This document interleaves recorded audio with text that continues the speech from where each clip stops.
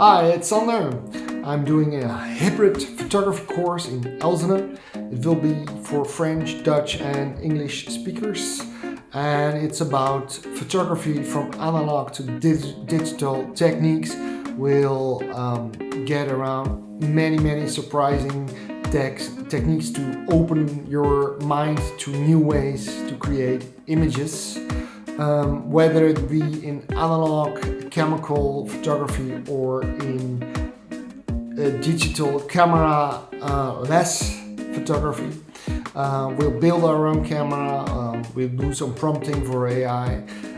It's going to be 7 great nights and also a lot of weeks of doing homework, and it will end up in an exhibition in Brussels of your work, so you can invite your family and friends to have a great look at the new work you made with a new look on photography. I hope you can join. Bye!